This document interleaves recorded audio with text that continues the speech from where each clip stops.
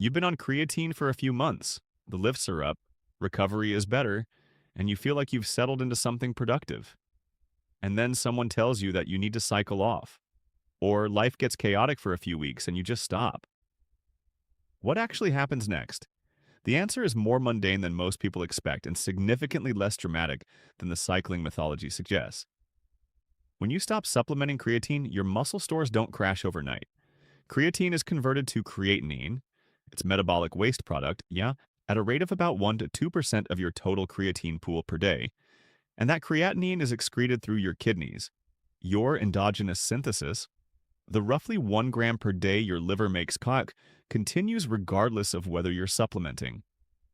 When you stop taking creatine, the daily loss from creatinine conversion is no longer being replaced by exogenous supplementation.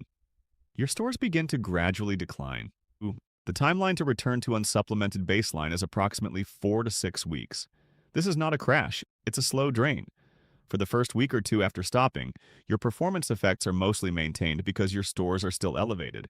By weeks 3 and 4, stores are declining enough that the phosphocreatine buffer is starting to shrink.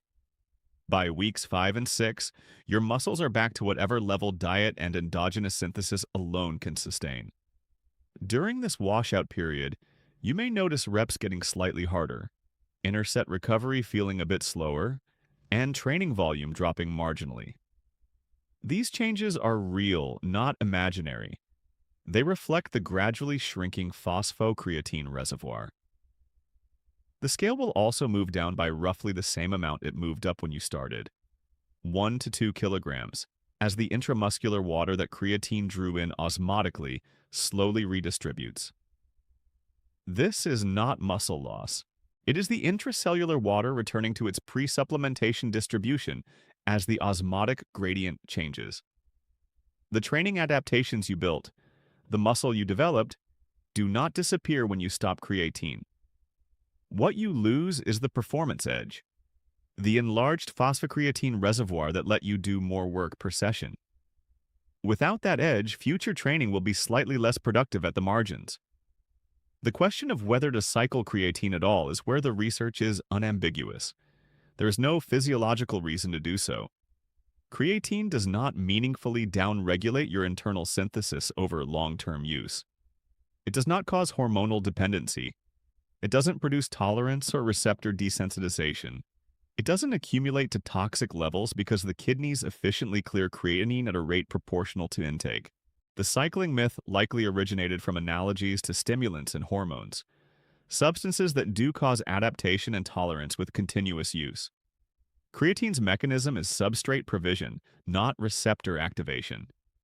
Keeping your muscles fully saturated indefinitely doesn't diminish returns. There's also no evidence that periodic off cycles improve the response when you go back on. Your muscles don't become more sensitive to creatine after a washout period. They simply rebuild their stores from a lower baseline, which takes another 3 to 4 weeks and during which you're performing at a disadvantage compared to if you'd simply stayed on. If you want to stop creatine for logistical reasons, travel, cost, schedule, that's a valid personal decision. Just know that you'll need 4 to 6 weeks to fully rebuild your stores when you restart. If someone is telling you to cycle creatine for physiological reasons, they're applying a framework that belongs to a different class of substances. Creatine is not that kind of compound. One more thing worth addressing: the idea that creatine becomes less effective if used continuously for months or years. It doesn't. The research on long-term creatine users. Some studies following individuals for 5 or more years of uninterrupted supplementation consistently shows maintained performance benefits and no evidence of diminishing returns. Your muscles don't downregulate their creatine storage capacity in response to chronic supplementation.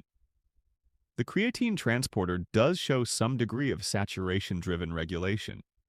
When cells are fully loaded, transporter expression modestly decreases, but this is part of the normal saturation mechanism, not a sign that creatine is becoming less effective.